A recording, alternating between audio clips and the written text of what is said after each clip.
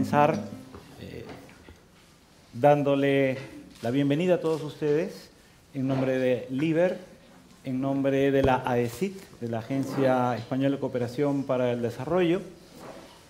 Quisiera también darle las gracias a la Biblioteca de la Sagrada Familia, la Biblioteca Josep Ainaud de las Artes, por su hospitalidad, a todos ustedes por acompañarnos y, por supuesto, a los autores que nos regalan con su tiempo y su presencia estos momentos impagables de conversación.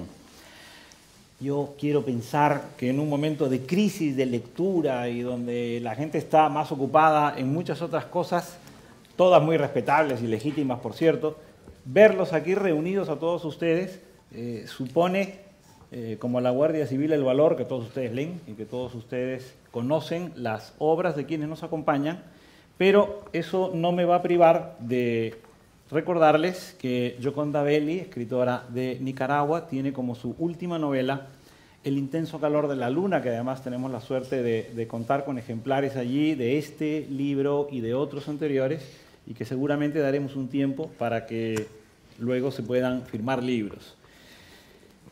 Gioconda, que además es poeta, aparte de narradora, y que es un elemento que vamos a tratar de darle su debida importancia, porque también Carlos Salem, que nos acompaña hoy, narrador y poeta argentino, su última novela es esta que tengo entre las manos, Muerto el perro. No la tenemos aquí. Aquí han traído sus libros de cuentos para niños. Sí, mis libros para... Cuando este hombre es un autor siniestro, total. Totalmente pornográfico, además. Totalmente pornográfico, además. No se vayan a confundir. A mí me gustaría decir que ahí donde lo ven al querido Carlos, con este aspecto de hombre duro e implacable, es un cacho de pan. Carlos, ahí donde lo ven, es un San Esteban, es como el malvado Carabel que quería ser malo, pero que no podía. Y esta misma ambigüedad, esta misma manera de ver las cosas, también quisiera compartirla con Gioconda. Ustedes la van a oír hablar, van a sentir la caricia de sus palabras, si son lectores de su poesía. Hay una ternura omnipresente en sus versos, pero al mismo tiempo es una mujer, es una autora que ha tomado decisiones en algunos momentos de su vida muy duras, se ha enfrentado a situaciones verdaderamente extremas. Es alguien que ha sabido estar en situaciones límite, y creo que si no hiciéramos a veces suficiente hincapié en estas cosas, no se comprendería en toda la dimensión, en el caso de nuestros dos invitados, su doble condición de autores y personas que tienen, como todos nosotros, un mundo interior que a veces sale en las obras y a veces sale en la vida personal y en su conversación. Ahora vamos a escucharlos. Y lo primero que se me ocurre preguntarles es por sus dobles condiciones de poetas y narradores. Aquí en España es muy frecuente que haya grandes narradores que al mismo tiempo son estupendos poetas. Pienso en Felipe Benítez Reyes, pienso en Carlos Marsal, el mismo Luis García Montero, que acaba de publicar una novela en Alfaguara. Es común que nos encontremos con narradores y poetas españoles. Esto en América Latina, esta es una sesión dedicada a América Latina, es menos común. Los hay, está Mario Benedetti, está Roberto Bolaño y muchos más, pero no son en proporción los que más visibilidad tienen. Y por eso, porque son ustedes poetas, me gustaría preguntarles de qué manera el trabajo con la poesía enriquece la prosa de ustedes, enriquece la mirada del narrador, de qué manera la escritura de la poesía aparece también en sus novelas, en sus cuentos. Y puede comenzar cualquiera de ustedes. Yo tengo que toser. Si puedes cortar el micro un segundo. Toso con... Bueno, yo soy poeta, creo que porque soy nicaragüense. Y en Nicaragua es como un deporte nacional, la poesía. Pero realmente empecé siendo poeta. Yo empecé a escribir poesía más o menos en los 70 y hasta los 88. En 88 salió mi novela La mujer habitada. O sea ¿y por qué empecé a escribir narrativa? Porque mi poesía es bien autobiográfica. y yo estaba escribiendo de mi proceso personal, de mi intimidad, y en algún momento me aburrí de mí misma.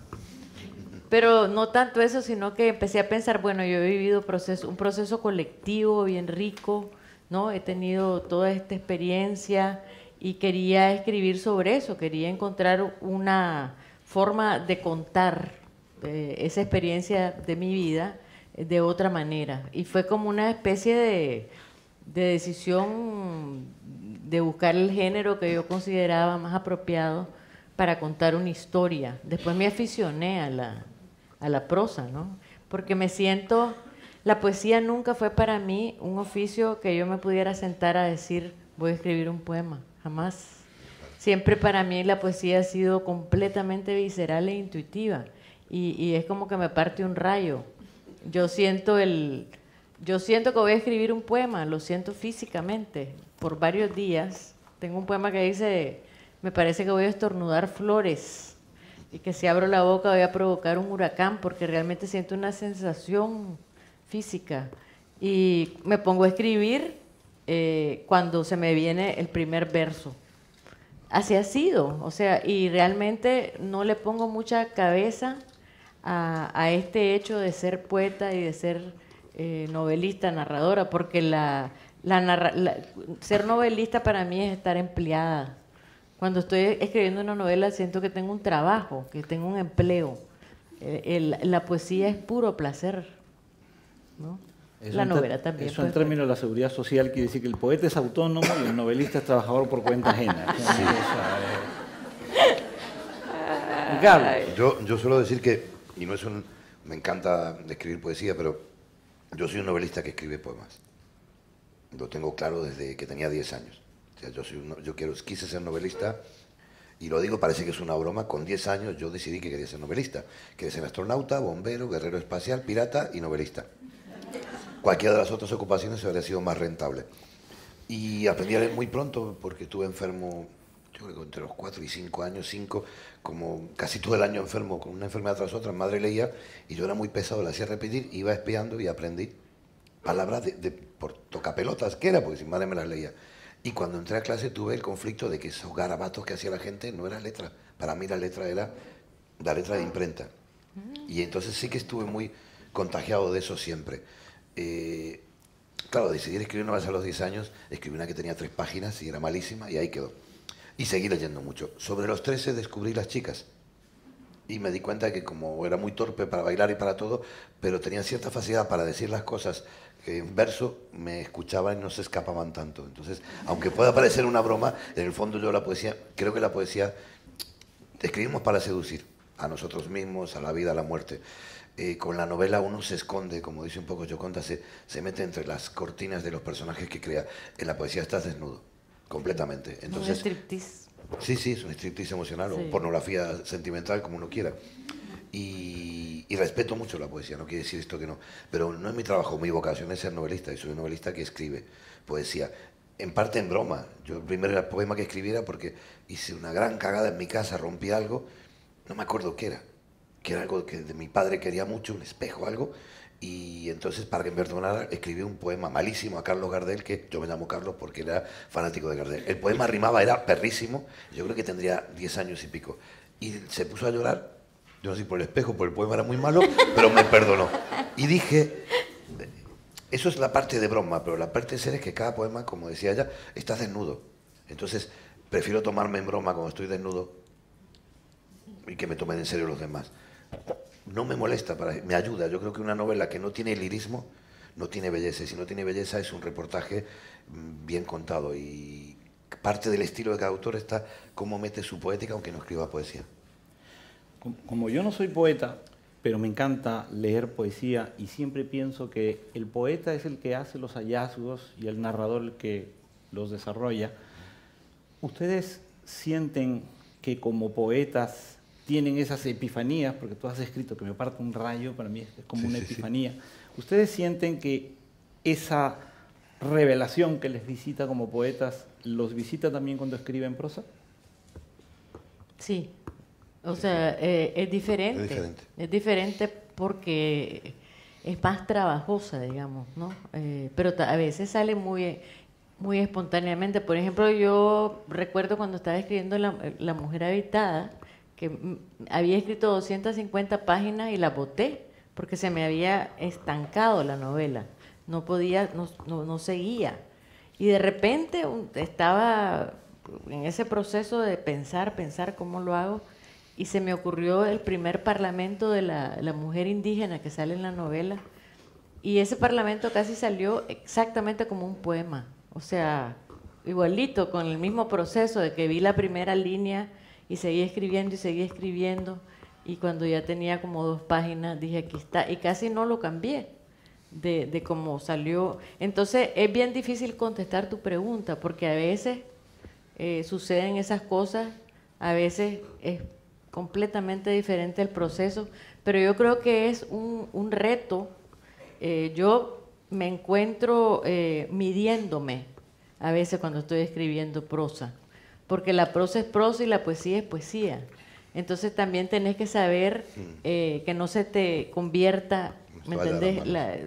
El justo medio, ¿no? De donde yo me he sentido más libre para unir la prosa con la poesía fue cuando escribí esta novela El infinito en la palma de la mano, porque esa novela tiene un entorno mágico, pues el entorno de nombrar todo por primera vez, de Adán y Eva, el paraíso, o sea, es un entorno mítico. Entonces ahí fue como que le di rienda suelta a mi poesía. Fue una novela que disfruté muchísimo, porque no sentí que estaba transgrediendo esa regla interna, si querés, como narradora de ser narradora, ¿no?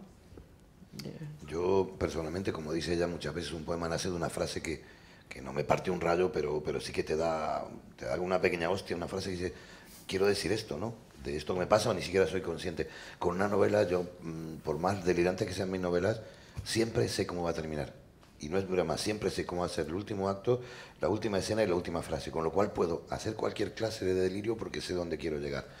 Con el poema no, yo he empezado a escribir poemas pensando que voy a escribir de algo y terminado. Hay un poema en un libro mío que se reedita, que yo escribí de los primeros que me gustó, ¿no? Y luego lo perdí, que se llamaba Te he pedido amablemente que te mueras. Y se lo estaba escribiendo a un montón de gente de Argentina, los militares. Me quedé con el título, cuando en el 2007, 2008, empecé a escribir otra vez poesía, a recuperarlo. Quise escribirlo, me acordaba de un par de versos. Y ese poema, cuando termina, va cambiando, y cuando termina diciendo, dice, a ver, ¿a quién persigues ahora? Jodida sombra. O sea, en realidad ya no odiaba a esa gente, odiaba a mi sombra, a lo que venía detrás de mí en mi pasado. Claro, me sorprendió a mí mismo. Y hay gente que dice, qué listo, te lo habías pensado. No, yo nunca sé cómo va a terminar un poema. Con una novela siempre sé. Entonces, pero quitando de eso, por ejemplo, yo te voy a corregir, en muchos microrelatos tuyos hay mucho lirismo, mucha poesía. Hay ritmo, hay un manejo de la palabra exacto, hay una música, y la poesía también es eso, además de belleza. Claro, yo escribo novela por lo general negra. Un pisco te voy a invitar después. ¿Cómo? Un pisquito te voy a invitar. Bueno, Whisky, yo soy más de bourbon. Solo tus títulos son una maravilla. Claro, además. 2 pisquitos. Sí. 2 pisquitos van a caer hoy. Te va a costar caro este tema. Ay. Pero que sí es cierto que... a ver, yo no creo en las reglas demasiado. Yo escribo novela casi toda considerada novela negra, muy atípica. Pero yo dejo que, digamos, el lirismo o cierta poética transcurra.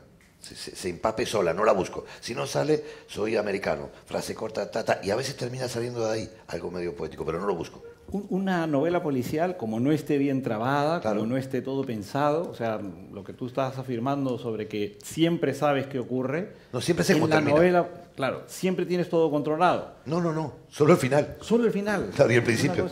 ¿Y a ti te ocurre lo mismo, Yoconda? No. Siempre. Porque, por ejemplo, Yo no otros tengo ni autores, idea qué va a pasar. No tienes ni idea.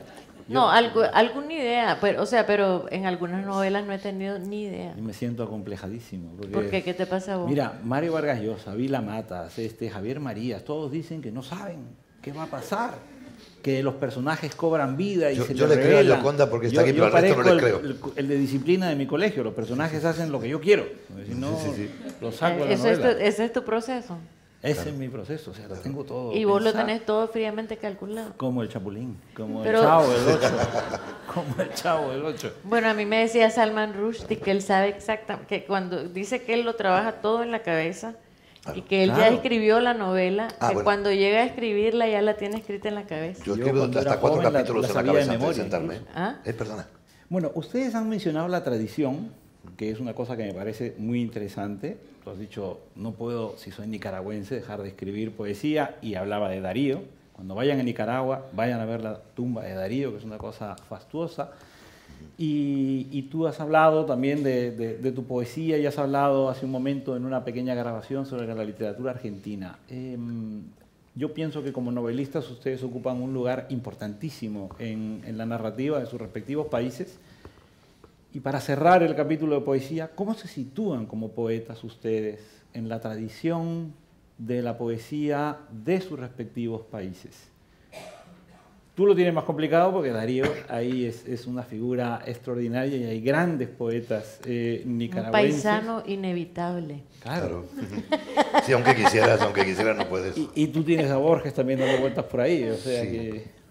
Y a otra gente Y también. a otra gente, evidentemente, pero ¿cómo sitúan su poesía, ustedes que son estupendos novelistas, en esa tradición tan rica de sus propios países?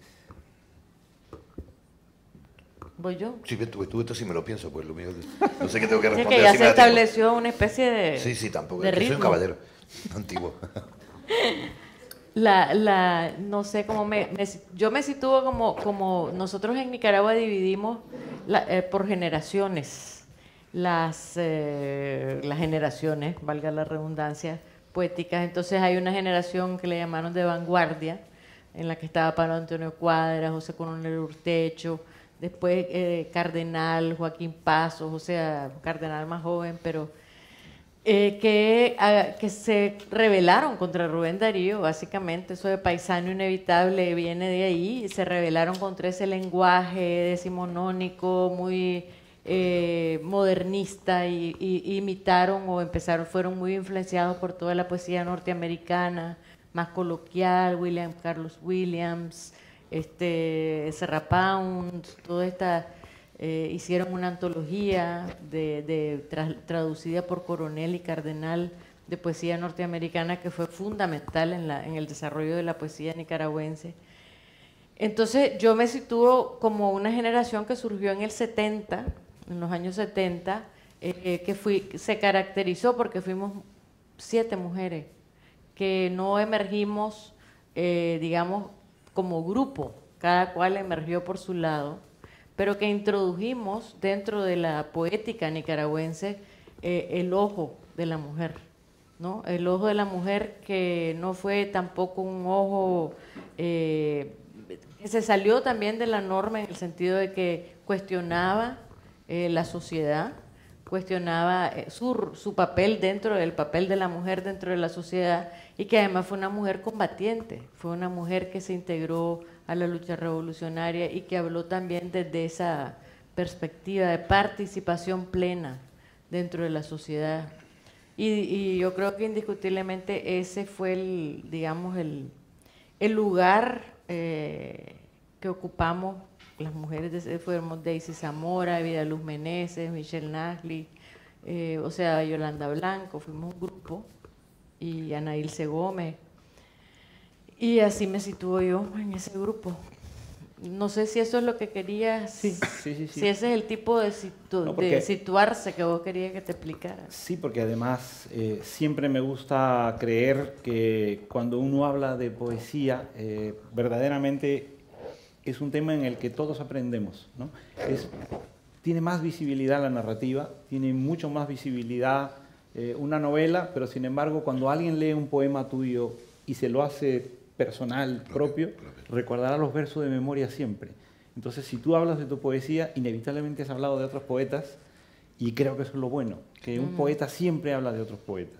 Yo conozco una muchacha en Madrid que en la espalda, en zonas públicas de la espalda, o sea que la ve cualquiera con una camiseta, tiene unos versos tuyos también. ¿Ah, sí? Sí. No recuerdo cuáles, yo creo que son de ¿Es larga la tarde o de cómo está?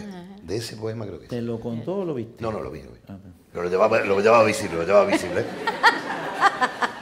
no es la nalga, era la espalda. Eso me gusta, en las zonas públicas. Públicas, está sí. bueno. En la zona Es más interesante las zonas públicas, pero bueno, ahí no se vería tanto. Públicas. Sí, pero es muy emocionante cuando pasa eso. A mí me ha pasado últimamente que con frases de algún poema mío, que todo ha sido un fenómeno muy relacionado con Twitter y con moverte en las redes, que no es mi generación aparentemente, y que sí que hay bastantes chicas que se han tatuado versos míos. Y te lo mandan la foto y es muy bonito, es una cosa que dices, y yo digo, no pago borrado en láser, no me jodan luego, ¿vale? Que es que yo no tengo generación, pero también ten en cuenta que yo empecé a escribir muy pronto, o sea, empecé a querer escribir muy pronto, leí muchísimo y lo intenté varias veces, lo fui dejando porque no sentía que estuviera capacitado para hacerlo. Entonces cuando yo empecé a sentirme capaz de poder escribir lo que quería a partir de los 35 y no publiqué hasta los 47. Con lo cual yo en Argentina como poeta no soy conocido y mi mezcla es muy mestiza. Yo estoy más cerca de Bukowski que de Borges. Estoy más cerca a lo mejor de Ángel González, pues llevo casi media vida en España, que de ciertos poetas y otros poemas, pero también estoy muy cerca de Jorge Bocanera, de poetas de allí que admiro. Mi escritura casi toda, salvo que el tema trate de Argentina o ocurra en Argentina, ya sea el poema que hable de Argentina o la novela o el personaje, está escrito en español de España, que es donde vivo. Si aparece un personaje argentino, habla en Argentina, con lo cual tengo todas las voces de mi cabeza que aparte me dicen, mata a los lectores, dicen escribe, ¿no? Entonces, como poeta o como escritor de poemas, yo tengo una generación atípica porque no tengo. Soy de una generación relativamente nueva que ha surgido mucho al calor de las redes sociales, que ha tenido un crecimiento muy espectacular en los últimos 2 años, lo que te comentaba cuando veníamos, y que de golpe somos 8, 10, hay más, ¿no? Pero hay 10 o 12 que hemos salido, algunos son cantautores, otros novelistas, otros gente que nunca había publicado nada y que a través de hacerse conocer por internet, por Twitter básicamente, que referenciando a blogs y a los poemas grabados en YouTube, como por ejemplo Irene X, que es una amiga que yo creo que tiene como 5 o 6 ediciones de su libro, estamos hablando de ediciones de 1000 y pico ejemplares de poesía en este país, en menos de un año, con una editorial totalmente pequeña. Y eso lo ha hecho los lectores de Twitter. Yo soy un poco de esa generación. Monté un bar en 2006 en Madrid porque no podía leer nadie un poema si no era recomendado o conocido. Y a lo mejor yo la conocía a ella, le mostraba un poema y decía, qué bueno Carlos, ve a tal sitio y te van a dejar leer, pero si no ocurría así yo no podía leer. Entonces monté un escenario de 1 metro, salí, vi que la gente estaba muy jodida, y aunque conocía muchos poetas de Lavapiés, no invité a ninguno. Puse un cartel que decía, todos los miércoles, a partir de las 9, lee 3 poemas propios, si son buenos o malos, es tu problema, te vamos a aplaudir por subir, y los plagios que estén bien trabajados.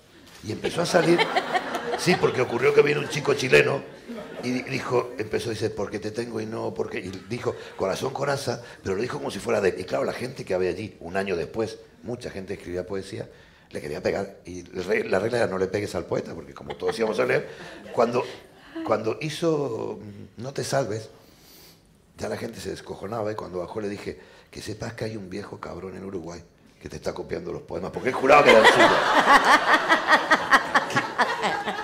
Se llama Mario, no sé dónde vive, pero quitando eso, he visto salir a mucha gente muy buena que tuvo una eclosión y salieron libros muy interesantes, gente que ha ganado el premio al Ojo Crítico y demás.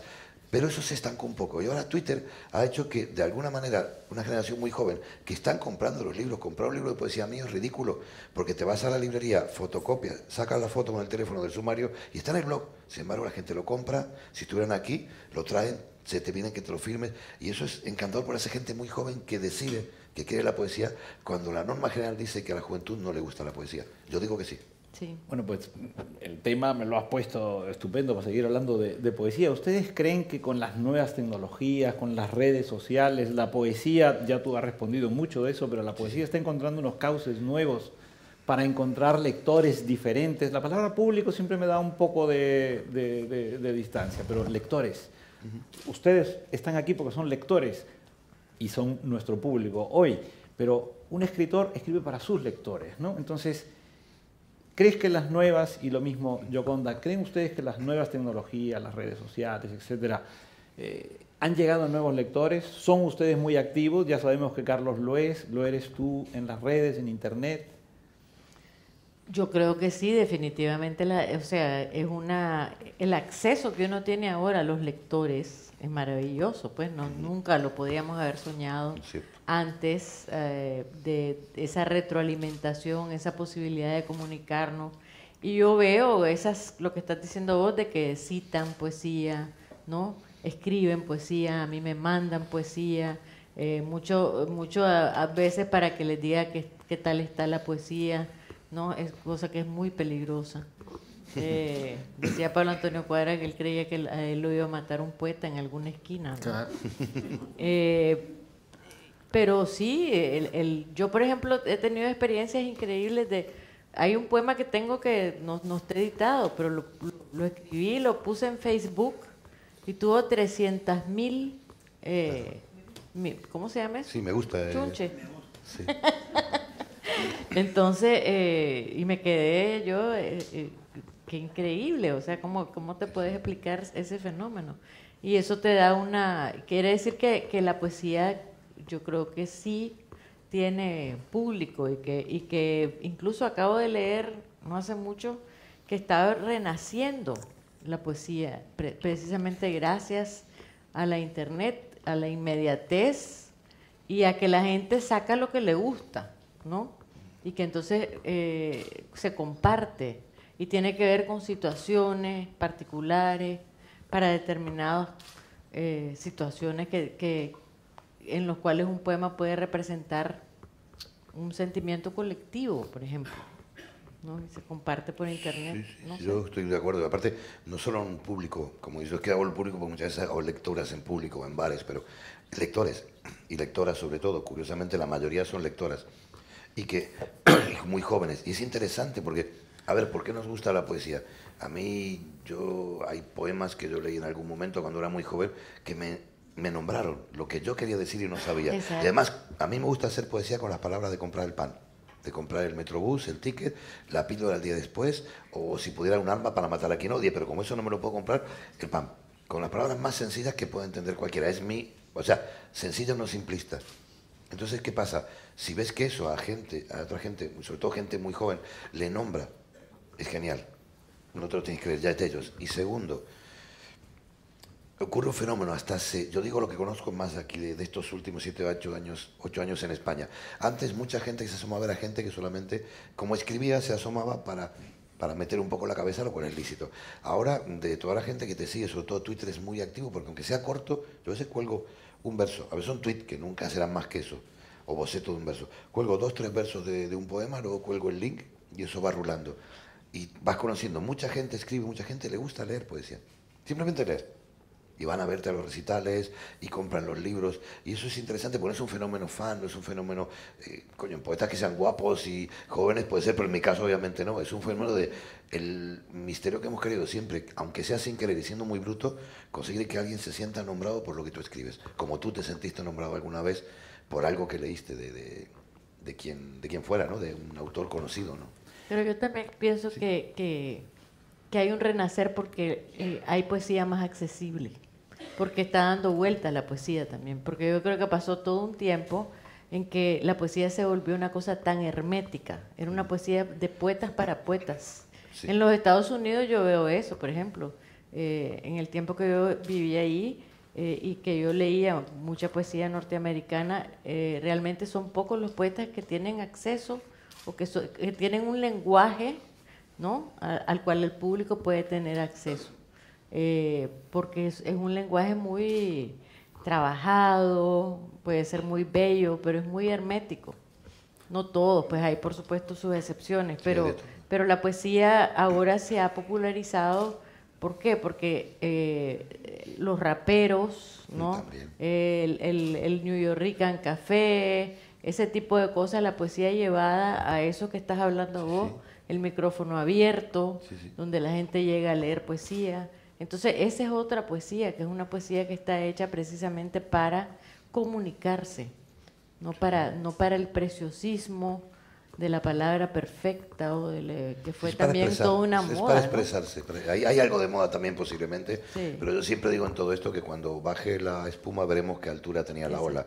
Pero yo he visto surgir gente muy buena, totalmente desconocida, que le he conocido en lecturas de esta jam session que organizo todas las semanas en Madrid, un día a la semana, y después de escucharlo 4 o 5 veces decirle, ¿tienes libro? Mándalo a tal sitio. Que además si quieres te hago el prólogo, que yo odio hacer prólogos, pero es tan bueno ese chico y no lo conocía nadie, o esa chica. Porque hay otra gente que sí se gestiona muy bien por la red, ¿no? Y sí que está sirviendo, es muy democrática la red. Puede haber mucha mierda, pero también hay muchas ventanas para que uno saque algo y salgan un montón de flores. Sí.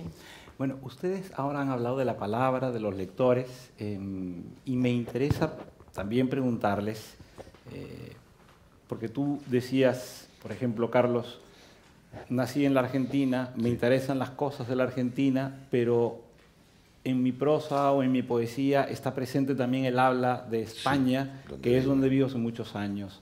Y en el caso tuyo, Yoconda, acabas de decir que eres lectora de poesía, por ejemplo, norteamericana, que la lees obviamente en la versión original en inglés.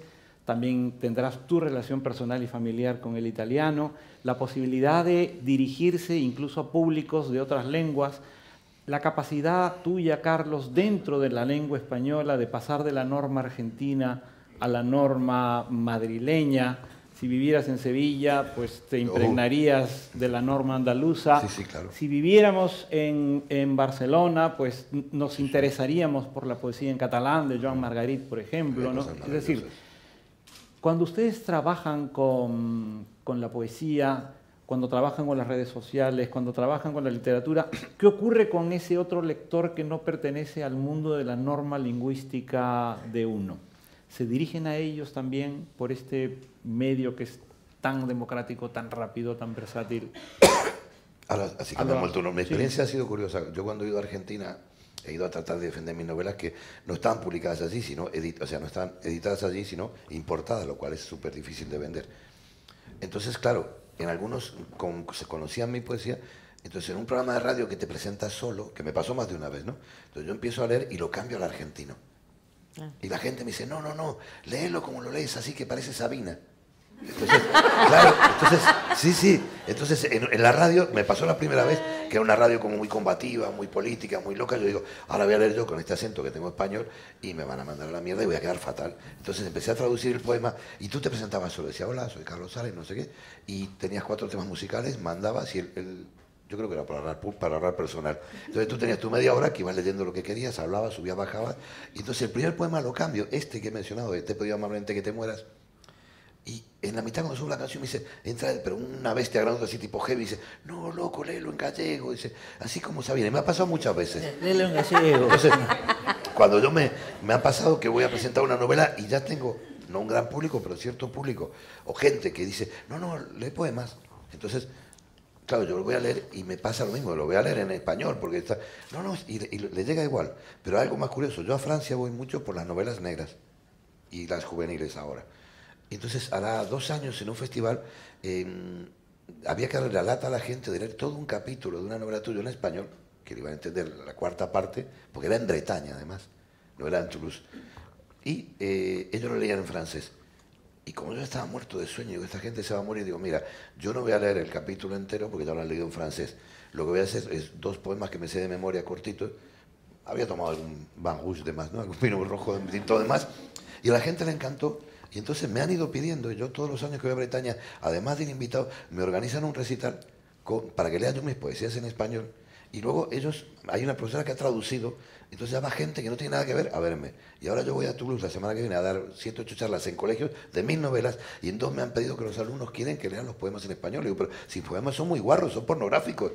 Y me decía la profesora, elegimos alguno que le digo, será el copyright del libro. Y quieren, entonces es súper curioso que la poesía pueda trascender una frontera tan difícil como la del idioma, porque una novela resiste mejor una traducción, un poema no. Y sin embargo, parece que sí. Bueno, mi experiencia ha sido parecida, porque yo hago un show en Alemania con mi poesía. O sea, realmente desde hace muchos años, porque el editor que yo tenía me empezó a llevar cuando empezó a salir mi poesía en alemán, que fue lo primero que salió, porque él era el editor de Ernesto Cardenal, y entonces cuando salieron mis poemas él quería editarme a mí, y editó un libro, y después me empezaron a invitar a ir a dar recitales a Alemania. Y para mí era marciano aquello, porque yo estaba leyendo en español y había una persona que leía en alemán, y o sea, vos veías las caras, todo el mundo, vos leyendo y todo el mundo serio, y cuando ya leían en alemán ya las caras cambiaban, ¿no? Y yo decía, ¿por qué quieren que yo les lea en español? Pero yo estoy convencida, y bueno, y ahora lo hago casi todos los años con unos músicos y vamos, y ya tengo una mujer con la que hemos hecho la misma cosa durante muchos años, y es extraordinario el amor del sonido, porque yo creo que lo que hay que entender de la poesía es que es música, y que entonces la gente que tiene un oído musical y que tiene un entrenamiento, pienso yo, y una cultura musical, tiene la capacidad de escuchar la música del original, ¿no? Y después entender lo que dice, pero que son dos cosas distintas, ¿no? Que hay una apreciación de la música en sí, y eso yo lo he sentido en varios idiomas, ¿no? Y además es importante decirlo, al poeta debe traducirlo otro poeta. Sí. Sí. No funciona ahí. No depende, que Juan Ramón Jiménez hizo cada cosa. Es que a mí me regalaron un libro de traducción de Juan Ramón Jiménez, no me acuerdo qué poetisa inglesa, el verso traducido era así, y la versión de Juan Ramón eran 2 folios. Digo, macho. Como una canción de lucido. Lelutier, una cosa, como una canción de Lelutier. Sí, era Pero genial. León Felipe tiene un ensayo bellísimo sobre las traducciones que está en la introducción de Hojas de Hierba de Walt Whitman, que él tradujo, donde habla y dice que es imposible traducir poesía, que lo que se puede hacer es parafrasear Claro, el poema, y tiene que ser un poeta, obviamente. El traductor Sí, de sí. poesía sí es un Sí. poeta. Sí, Por sí, ejemplo, sí. Cavafis es un poeta que tiene varias traducciones al Sí. español, todas por poetas, a cada cual más diferente Sí. que otra, y todas muy bellas. Y en todas está Cavafis al fondo. No, sí. Nos vamos acercando a América Latina porque esto se llama Iberoamérica y hasta ahora está en el aire, pero vamos llegando. Los malentendidos, por ejemplo. Porque tú vas a Francia y esperan un Salem, pero Salem es argentino y habla como gallego, ¿no? Sí, sí. Y tú vas a Alemania y eres nicaragüense, pero eres Gioconda Belli. Y estos, bueno, Iwasaki no les digo, ya es una cosa. Sí. Entonces, estos malentendidos que muchas veces vamos llevando por todo el mundo por el tema de la identidad y vamos entrando poco a poco a los latinoamericanos por esta puerta falsa, ¿cómo los llevan ustedes? ¿Cómo llevan ustedes el tener esta diversidad de identidades, lo nicaragüense, lo italiano, al mismo tiempo, pues lo europea porque lo eres, o lo americana y latinoamericana, lo argentino, lo español, y el Salem que tendrá su propia genealogía, y todo esto, ¿cómo lo llevan ustedes? ¿De qué manera influye en su creación? ¿Qué respuestas le dan a la consabida pregunta de por qué el escritor latinoamericano se tiene que ir? Y uno a veces responde, bueno, es que mi abuelo llegó de otro sitio, o sea que estamos yendo y viniendo, ¿no? Entonces, ¿cómo llevan eso ustedes? Yo quisiera que vos contestaras la Eso, pregunta. que la conteste por nosotros.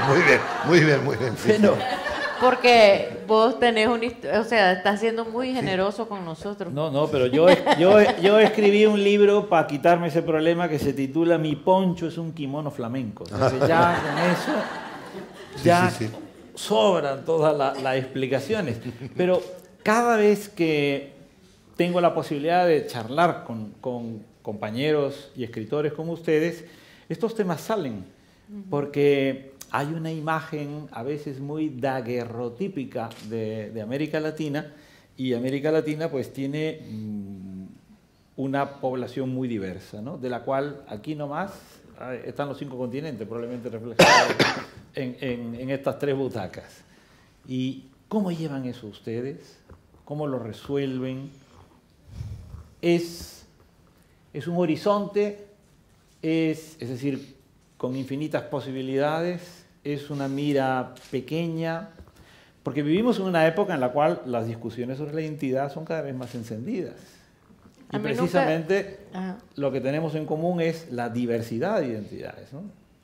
A mí no me problematizó mientras estuve en Nicaragua, porque es lo que vos decís, todos venimos de toda esa mezcla, ¿no? Somos productos de un perol donde hay de todo. Cuando me fui a los Estados Unidos y empecé a recibir invitaciones para ir a hablar de la cultura de la frontera, o para ir a hablar de la cultura latina, Y yo realmente, yo no crecí con la idea de que yo era una minoría en mi país. No tenía un concepto de minoría de mí misma como latinoamericana, ¿no? Entonces, esas clasificaciones que se hacen de uno afuera, que no se hacen en el propio país, claro que te problematizan, porque entonces, ¿cómo te están viendo? ¿Cómo es la mirada de afuera? Es la que te hace pensar, bueno, ¿qué soy yo realmente, no? Entonces, por ejemplo, que te digan, yo me rebelaba contra la idea de que me dijeran hispana, ¿no? Si nosotros nos liberamos de los españoles hace mucho tiempo, decía yo. La conquista ya se acabó, somos independientes, ¿no? Entonces, hay toda esa, y bueno, y eso de ser de muchas partes para mí es una riqueza, para mí. Yo lo considero una fuente no solamente de historias, ¿no? Familiares, etcétera, sino que también es una particularidad del mundo en que existimos, ¿no? Y por tanto soy como tantísima gente, ¿no? Yo creo que los puros son los menos, ¿no? En este mundo. Sí, si no fuera por el mestizaje en todos los sentidos, pues sí, estaríamos no arruinados. estaría nada, claro. Sí. A mí cuando yo ¿Quién empecé... sabe? Tal vez no. ¿Qué? ¿Qué? No escuchan. Que quién sabe, tal vez no estaríamos arruinados, no sabemos. También, probablemente. Yo cuando empecé, publiqué mis primeras 2 novelas, que fue en un año, que tuvo una buena acogida de crítica, además aquí en España, detecté que tenía un problema. No me llamaban para las antologías de autores argentinos, ni en Argentina ni en España, porque consideraban que era español. Y no me llamaban para las de español porque consideraban que era argentino. Entonces se me inflaron los cataplines y en la tercera novela me declaré que soy un escritor argeñol. Por tocar la nariz, ¿no? Argeñol. O sea, argeñol, que lo puse en la tercera novela. Y eso, la típica nota que pones al final de una novela que no tiene nada que ver, que lo haces en las primeras porque parece que no tienes suficiente con lo que has dicho y quieres decirle más al público. Luego aprendes que dices, mira, sí, le voy a cagar con lo que diga, con la novela no la he cagado, espero. Entonces me quedo ahí, en Francia me lo preguntan y en todos lados. Hay poca gente, 2 o 3 imbéciles, a los que les molestó en Argentina, pero que imbéciles no útiles, sino inútiles, porque el resto de la gente lo entendió como una broma, y parte de una broma real. Yo casi la mitad de mi vida la he vivido en España. Claro. Y he desarrollado mi carrera literaria en España, aunque la empecé en Argentina cuando empecé a perseguir a las chicas escribiendo poemas para que no corrieran demasiado y me esperaran. Entonces, ser argentino, ser español, ser peruano, ser nicaragüense son maneras de mirar por la ventana. Y no es tan diferente el ángulo. Hay una pequeña diferencia que tiene que ver con la historia propia, con la historia del país, con la historia de los exilios de cada uno, incluso interiores, pero todos miramos de una manera muy similar por la ventana. Te asomas. Yo siempre digo que un argentino se asoma así, sabiendo que la hostia va a venir. Y que un español pues se asoma diciendo, hostia, que me han dado 40 años de hostia, pero se asoma igual, mira lo mismo. A lo mejor mira un poquito más para aquí o para allí, pero son grados en una circunferencia de mirar. Por lo tanto, no me preocupa. Nunca he tenido casi, quitando esos 4 idiotas útiles, ninguna clase de agresividad en Argentina, que sería donde me podrían recriminar, teóricamente. Y de hecho, cuando hablas con gente o con escritores o con lectores, les encanta. Entonces yo digo, ¿pero cómo te va a gustar? Yo soy argentino, esto está escrito en español. Me dice, pero también lo va a Pérez Reverte. Digo, yo soy más alto. Y entonces, en el fondo yo creo que es... Paco Ignacio Távez tiene una frase maravillosa que repite muchísimo, yo se la he copiado, que habla de la lengua común que nos separa. Para un escritor latinoamericano que publica en Perú, en Nicaragua, en Bolivia, es más fácil publicar en Francia que en España. Y eso te puedo nombrar muchos autores que han publicado en pequeñas editoriales independientes, en Argentina, por ejemplo, y que están en Matalier, en buenas colecciones en Francia, y aquí los editores no se han atrevido, porque dicen, no lo van a entender. Si no lo entiendes directamente, lo entiendes por contexto. Yo si leo un libro nicaragüense, un libro mexicano, no he estado nunca en México, entiendo por contexto, por música, que también hay música en la novelística. Entonces yo creo que hay un problema, incluso las grandes editoriales. Yo era tan ingenuo que hace 7 años pensaba que si publicabas en una gran editorial que está presente, cualquiera de las grandes, en toda Latinoamérica y aquí, o sea, pues genial, publicas aquí, estás en todos lados. No. Estás en Argentina, en México o en Colombia. Fíjate, ustedes no creen, porque este es un diálogo en el que ellos van sugiriendo los temas, ¿ustedes no creen que a veces los editores subestiman a los lectores? Que piensan que al lector hay que darle todo muy facilito, no va a captar el habla nicaragüense, no va a captar el habla ecuatoriana. Entonces en un momento has dicho, metemos todo en un perol, sí, que así se dice mucho en Jaén, por ejemplo, sí, ¿no? Sí. y es una palabra que a lo mejor tiene un uso menos fluido en otros países, pero lo hemos entendido todos. Claro. Y meter algo en un perol, ¿no? Entonces, ¿no sienten ustedes que a veces en el mundo editorial, en la industria editorial, para no personalizar, a veces no hay una especie de menosprecio a la habilidad, a la competencia del lector? Porque antiguamente es hace 20 años, ¿quién no ha visto aquí Los Picapiedra? Yo creo que todo el mundo ha visto Los Picapiedra. Están doblados por latinoamericanos, como se doblaban las primeras películas de Disney, y nadie se hacía tantos problemas. Es mucho más complicado al revés. Películas francesas, alemanas o norteamericanas dobladas para toda América Latina por la norma madrileña, ¿no? Sí, sí. Entonces, eso es un poquito más complicado. Pero de pronto, ¿qué piensan ustedes al respecto? ¿No hay a veces un deseo de estandarizar la lengua? Tanto Sí. a la hora de, sobre todo a la hora de escribir. Sí. Y ahí tendrá más libertad el poeta que el narrador. A ver, yo con los editores con los que publico no porque saben lo que compran. Y los que no han querido comprar algunas novelas porque han dicho es muy atrevido, es esto, es lo otro, pues no les interesa ni me interesan a mí. O sea, yo ya te digo, empecé a publicar con 47 años. Ya tiempo para tonterías no tengo. No, pero El como Castillo en Escocia ya no me lo voy a comprar. Y el como Henry yate, James, como antes sería el de Saramago, Iwasaki o el de Yoconda, que no somos amigos, para ir a su yate. Yo yate no voy a tener, entonces publico lo que quiero. Pero sí es cierto que ahí me he preocupado en alguna ocasión que no he publicado, pero he estado a punto de publicar o he estado en negociaciones, cuando alguien me ha dicho, es que las lectoras no lo van a entender. Y vamos a ver, estás diciendo que y esto no es demagogia, la mayoría de los lectores en todo el mundo, pero en este país son lectoras, más del 65%. Yo considero que quien más lee es más listo por definición o tiene oportunidad de serlo. Le está subestimando. Yo tengo una anécdota breve que daré, no daré el nombre. Un gran amigo mío, un novelista que admiro mucho, cuando una novela suya va a salir publicada, le censuran la única escena de sexo que hay, que es una felación, pero aparte es tan bonita que está fundida en negro, porque es una escena de amor, no es una cosa, y es muy bonita. Te digo, qué maricona más bonita has escrito, tío, porque es muy bonita. Entonces me dice, pues tuve problemas, porque me dijo el editor, es que igual a las lectoras les molesta. Entonces él le dijo, oye, ¿y la parte donde el ruso le saca el ojo con el sacacorchos al rubio? Ah, eso no, dice. Hombre, yo creo que las lectoras preferirán, estarán más familiarizadas con una buena felación que con sacar ojo con un sacacorcho. Y consiguió que se lo dejaran, pero estuvieron a punto de quitarle esa escena.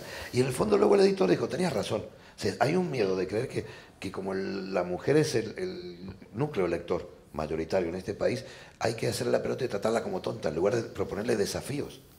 Pero es que, por ejemplo, tu pregunta no la entiendo si se trata de las palabras, porque, por ejemplo, los cambios que sucedieron los editores a veces definitivamente tienen que ver con una mentalidad que menosprecia. Sí, ambas. Sí, sí. Por ejemplo, mira, yo en mi memoria, ¿no? El país bajo mi piel, la escribí no en un tiempo continuo, ¿no? Está escrita en el pasado y el presente se van juntando, ¿no? Es como escribir la construcción y deconstrucción de la revolución al mismo tiempo.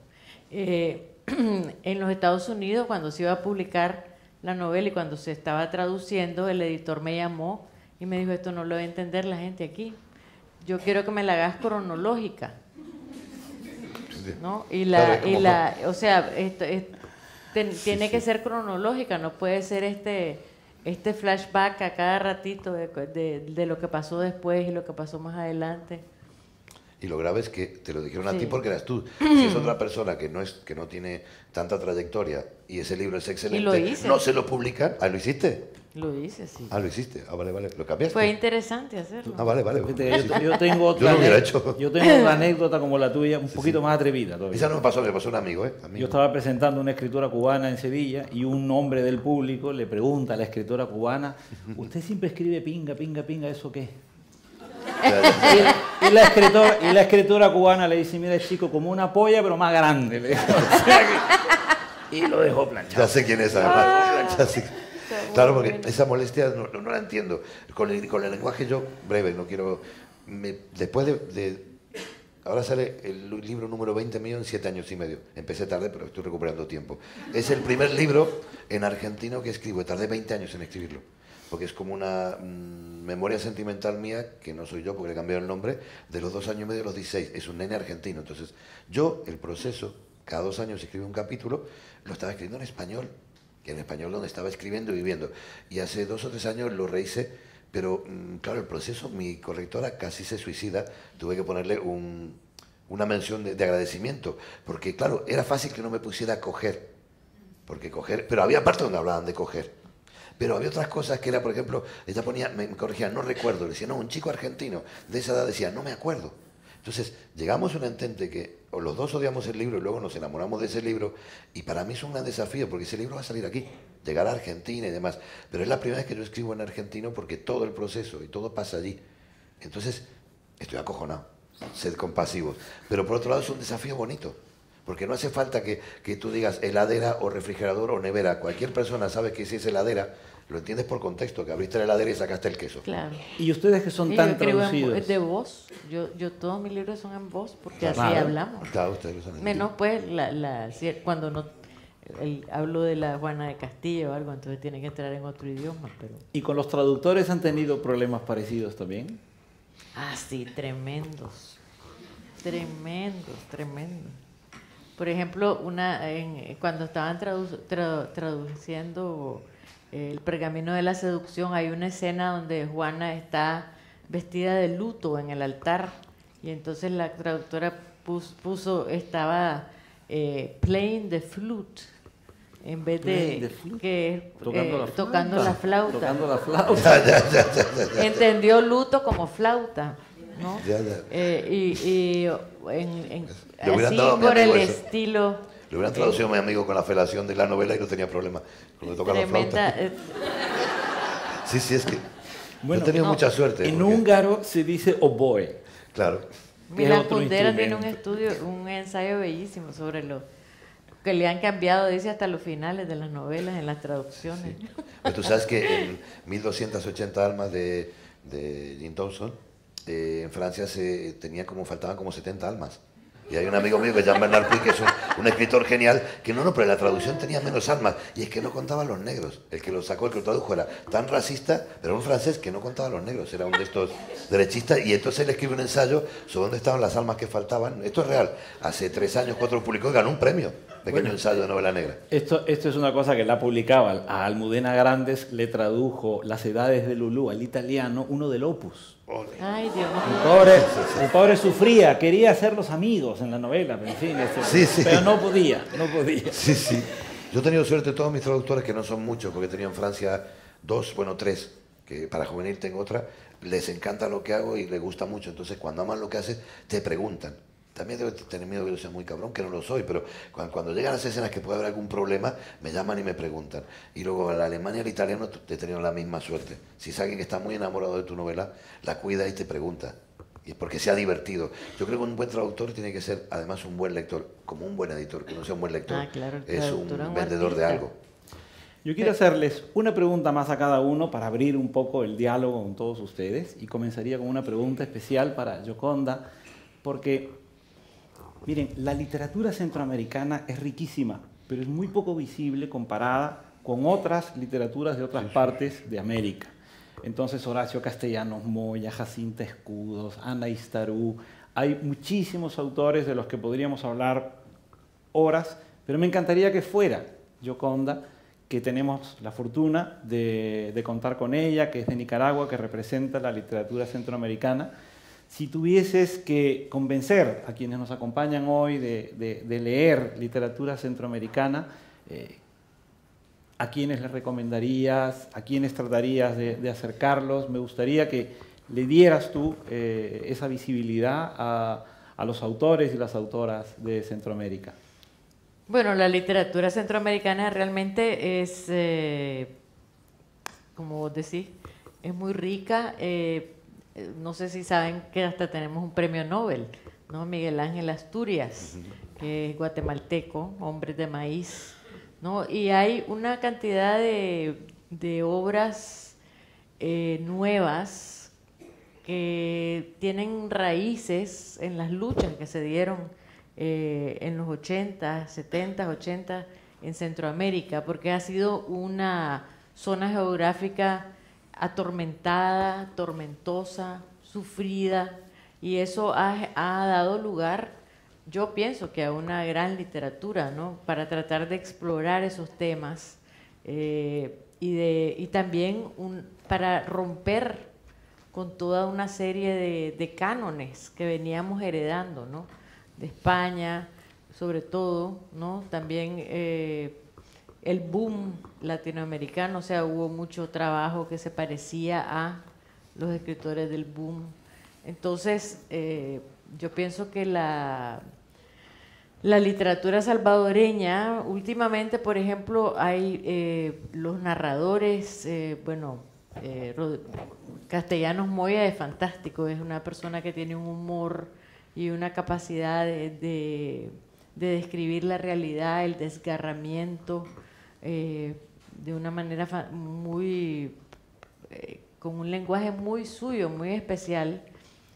Acabo de leer a Miguel Hueso Mixco, que tiene una especie de, lo llama novela, pero tiene mucho que ver con el género testimonio, que se llama Camino de Hormigas, que es muy bueno. La poesía salvadoreña nueva me parece bien interesante. Carmen González Huguet, que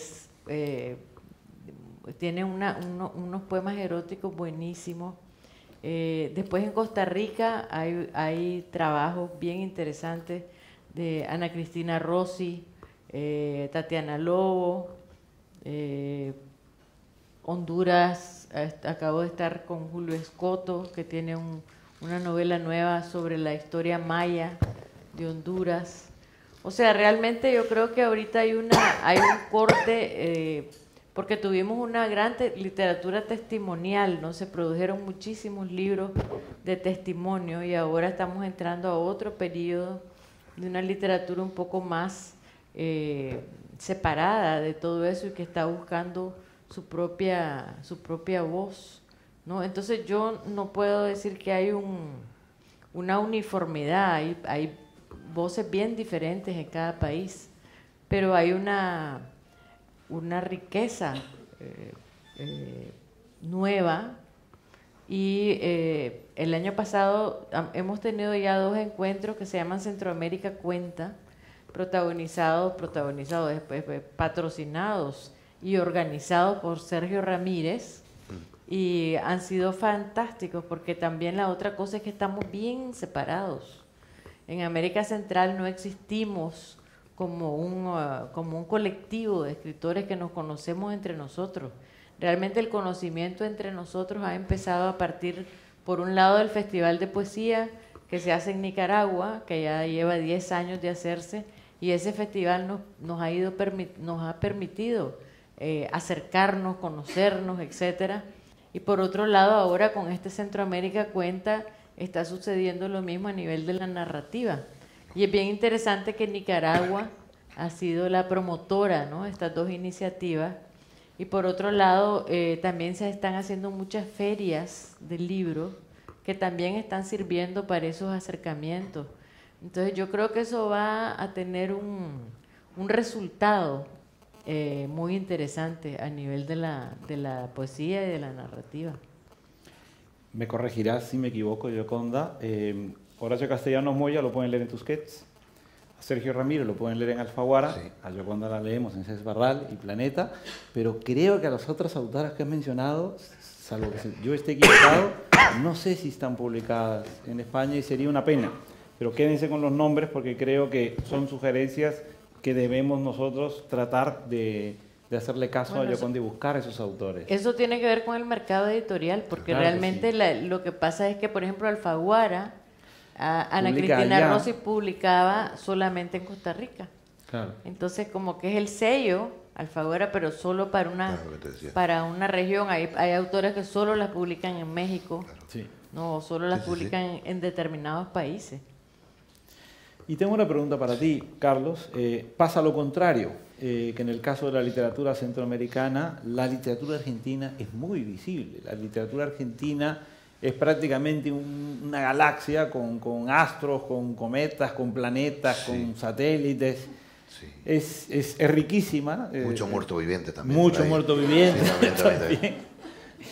Entonces me gustaría que nos hicieras tu cartografía personal de esa literatura argentina que es tan rica, tan fastuosa, para que podamos de tu mano conocer tus autores argentinos. Yo creo que hay dos procesos. Por un lado, la llegada, no ya solo por edad, sino por comenzar a escribir de gente nueva que ha ido leyendo. O sea, siempre estaba el famoso tema de que había que matar a Borges. No, no hay que matarlo. Déjalo ahí, lo lees, ¿no? A mi amigo Leonardo Yola, que para mí es uno de los mayores talentos que he leído en mi vida, un pedante de estos que los hay, dijo, sin darse cuenta, que le decía el gran piropo por una crítica, Oyola escribe como si Borges nunca hubiera existido. Entonces todos los amigos le querían ir a pegar a este tipo. Y Leonardo dijo, me llamó, Carlos, esto es un piropo. Él me quería joder, pero es un piropo. Hay gente nueva, el proceso de la dictadura no se ha olvidado, pero ha habido después tantas otras cosas que contar que todavía se están escribiendo, por ejemplo, novelas sobre Malvinas, y están empezando a llegar las buenas, salvo algunas muy buenas que ya se ha dicho, como Faubil, como determinadas cosas, que está haciendo, contando los tiempos nuevos o revisitando los viejos. Todo esto lo está haciendo gente que más allá de la edad tiene mucha preparación y muchas ganas. Eso es una de las vertientes. Otra vertiente, el surgimiento de editoriales independientes bastante sólidas y bastante, desde Eterna Cadencia, que bueno, que tiene un soporte, pero es independiente, hasta, yo que sé, Conejos, que hay un libro delicioso, que son conversaciones con Mario Lebrero, que solo lo publica Conejos, que es una editorial pequeña, muy digna, de una poeta que yo conozco, pero está tirando a lo mejor lo mismo de tirada que una editorial un poco más grande, pero lo distribuye casi artesanalmente y la gente lo busca. Y luego una cantidad de autores que... Pero Mario Lebrero, uruguayo. Sí. Me está haciendo trampa. No, pero es que ese libro, o sea, ese libro es una delicia. Conversaciones con Mario Lebrero es magistral para cualquier escritor leerlo. Y solo lo publican ellos, porque solo lo tienen ellos. Y ese libro ya va por 5 o 6 ediciones, con lo cual, de alguna manera, eso les permite sacar a otra gente que no sería conocida. Hay también un proceso muy importante de los talleres de escritura. Los talleres de escritura en Latinoamérica, en general, lo que yo sé, pero en Argentina, duran mucho tiempo. Entonces, un novelista, y puede sonar antiguo esto, un novelista que tenga cierta obra, tiene a lo mejor durante 4 o 5 años gente que llama discípulo, entre comillas, pero que está haciendo su novelística y tú le ayudas a enfocarla. Tú aquí das un taller de cuento, de novela, más de 3 meses, y la gente te dice, bueno, ya aprendí todo, venga, ahora voy a vender más libros que tú, porque voy a hacer las 50 sombras de Grey.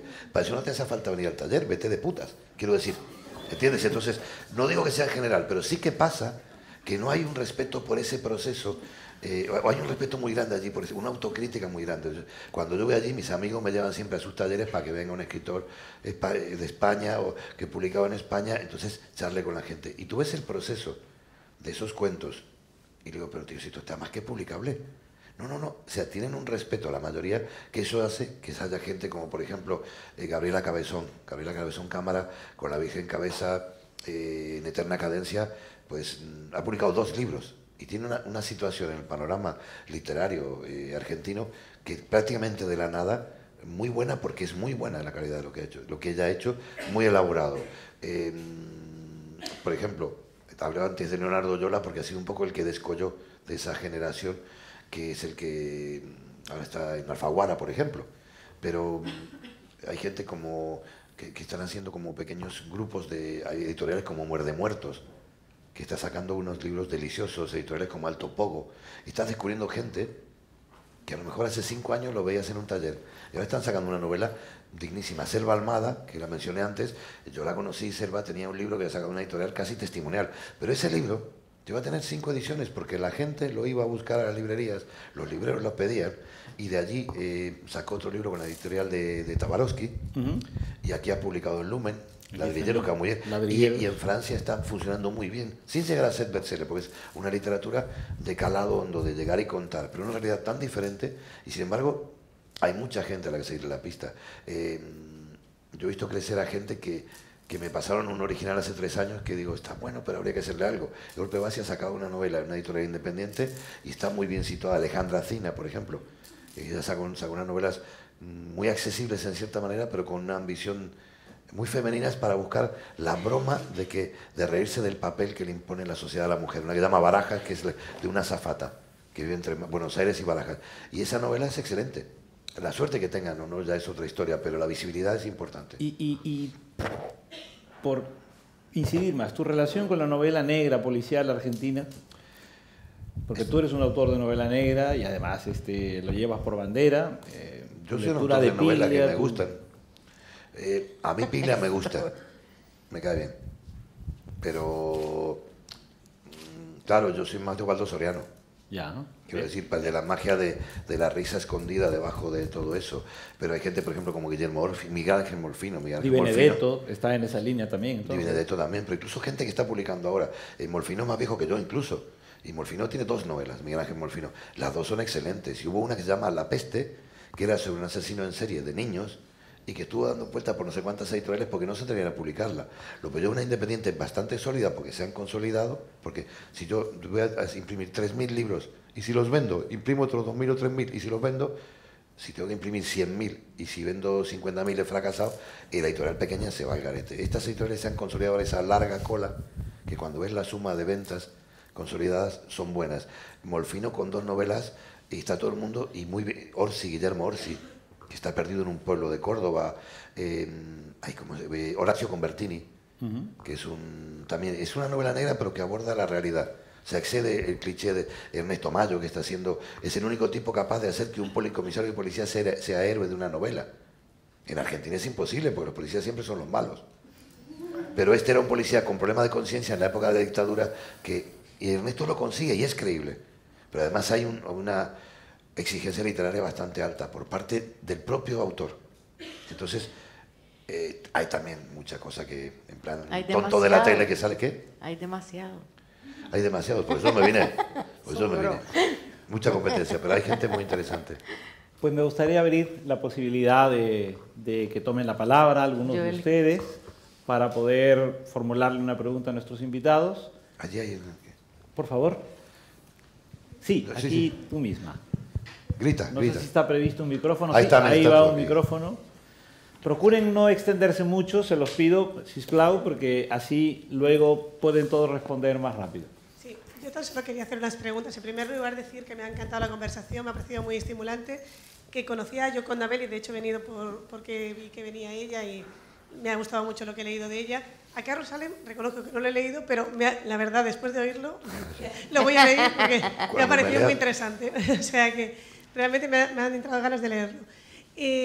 Bueno, después quería plantear una pregunta a Gioconda Belli, tan solo para esto no extenderme, porque creo que ya habéis dicho cosas muy interesantes vosotros. Pero una pregunta, ella ha comentado en un momento dado, cuando le has preguntado dónde se escribía como poetisa, que cuando empezó como en la misma época que un grupo de poetisas nicaragüenses que un poco se cuestionaban el papel de la mujer en la sociedad, que querían cambiar muchas cosas que no les gustaban de este papel, y también se insertaban en la realidad social y la revolucionaria del país, que eso también se ve en La mujer habitada y en otras obras. Entonces lo que quería preguntarle es que en la actualidad, ¿cómo ve ella si realmente ha cambiado, se ha conseguido mejorar o cambiar en algún sentido la situación de la mujer en Nicaragua, y cómo ve la situación política actualmente? Porque sabemos que ha habido muchos cambios, pero aquí no llega demasiado la información. Un poco preguntarle cómo ve la realidad actual, tanto política como a nivel de la mujer, la realidad social. Y bueno, y también ha mencionado un par de veces a Ernesto Cardenal, y quería preguntar, puesto que fue en un momento dado una figura muy destacada de la Revolución Sandinista, qué ha sido de él, porque aquí no se oye demasiado tampoco.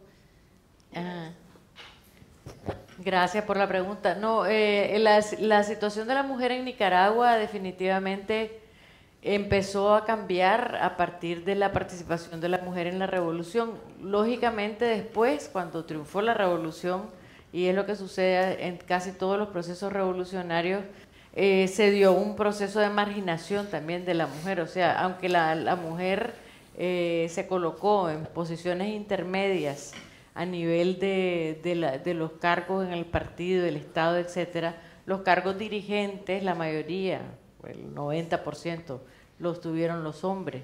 Entonces nosotros, de ahí surgió una cosa que inventamos que se llamó el Partido de la Izquierda Erótica, porque tuvimos un grupo de mujeres que empezamos a reunirnos y a pensar cómo lograr estrategias comunes, porque cada una de nosotras desde esas posiciones intermedias decidimos participar y empujar juntas estrategias comunes, no que cada cual ponía en práctica en sus diferentes áreas de influencia. Pero nosotros nos dimos cuenta bien pronto que estábamos, o sea, que siempre las reivindicaciones de la mujer se postergan, ¿no? Porque siempre hay algo más importante. Y la guerra, y vino la contra, y entonces todo eso de la mujer pasó a un segundo plano. Pero eso no quiere decir que no hubo avances, por supuesto que hubo avances. Ahora ha habido una situación muy compleja porque realmente Daniel Ortega volvió al poder, pero no es el mismo Daniel Ortega, ni es el mismo sandinismo. Él volvió con las banderas del sandinismo, pero con un discurso populista, pero con una actuar que está muy distante de lo que fue la revolución sandinista. Tiene una especie de pacto corporativo con el gran capital en Nicaragua, con la iglesia, ¿no? Ya él y su esposa se han convertido en prácticamente sacerdotes de una religión que ellos han inventado, pero pues cristiana, dice Nicaragua cristiana, socialista y solidaria. Ese es el eslogan de las que está en todos los rótulos, ¿no? Con fe y comunidad, o sea, y solo hablan de Dios, de la Virgen Santísima, y lo más chocante, pues, para ponerles un ejemplo de esa alianza iglesia con el orteguismo, lograron revertir en Nicaragua había aborto terapéutico desde el siglo XIX. Se aceptaba que si una madre corría peligro, había un panel de 3 médicos que podían decidir autorizar el aborto si se ponía en peligro la vida de la madre. Y con los votos del Frente Sandinista en la Asamblea se prohibió absolutamente el aborto terapéutico en Nicaragua. Y se han muerto un montón de mujeres a partir de entonces. Entonces realmente hay una regresión, una manipulación de los sentimientos religiosos de la gente, pero por otro lado un discurso bien esquizofrénico también, ¿no? Porque hablan del pueblo, de la revolución, de los símbolos de la revolución, están por todos lados, entonces es bien difícil, pero no estamos avanzando.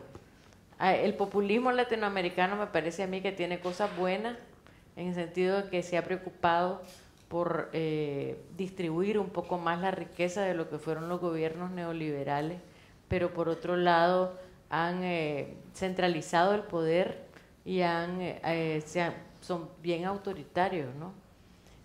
Entonces eso no es bueno porque la democracia ha sufrido. En Nicaragua se ha completamente vaciado la institucionalidad del país, no existe ya. Nosotros ya no podemos tener elecciones libres porque el Consejo Supremo Electoral está en manos de Daniel Ortega, quien cuenta los votos, todo el aparato del Estado, el ejército, la policía. O sea, estamos en una situación de que dependemos totalmente de cómo se va a comportar Daniel Ortega en el futuro. Y para colmo, le dio una concesión de 100 años a un empresario chino para construir un canal interoceánico por Nicaragua, donde prácticamente le cede el territorio nacional para que hagan un enclave chino, donde no van a regir las leyes de Nicaragua, y el chino va a poder decir, allá quiero poner un proyecto turístico, y se lo tienen que dar. Entonces realmente es absurdo, y eso se aprobó en Nicaragua en una semana, con los votos sandinistas. Hay otra pregunta aquí, por favor. Qué triste, ¿no? Terrible. En esta contradicción inevitable entre lo que debió haber sido y lo que es, he librado numerosas batallas mortales, batallas a mordiscos de ellas contra mí, ellas habitando en mí, queriendo ser yo misma, transgrediendo maternos mandamientos, desgarro adolorida y a trompicones a las mujeres internas que desde la infancia me retuercen los ojos porque no quepo en el molde perfecto de sus sueños, porque me atrevo a ser esa loca, falible, tierna y vulnerable que se enamora como alma en pena de causas justas, hombres hermosos y palabras juguetonas. Gioconda Belli. Es mi biografía, es mi vida. Y en mi poemario, que ya te lo entregaré, Sierpe y Salamandra, lo he puesto como una introducción. Y que sepas que las mujeres te leemos mucho, te seguimos, y cuando me he reunido con mis amigas que están adelante, Elizabeth y Úrsula, un gran rato de lo que conversamos lo dedicamos a la obra de Gioconda Belli. Hablamos de mil cosas, pero siempre vamos a Gioconda Belli. Mi nombre es Mariana Llanos, soy una poeta peruana. Gracias, qué lindo.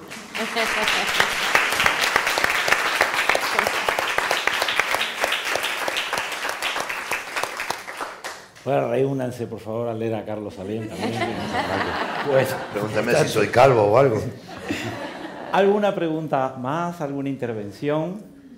Porque a mí me parece que va a quedar entonces un tiempo estupendo para que puedan Carlos y Gioconda firmarles libros, que les veo con los libros también preparados.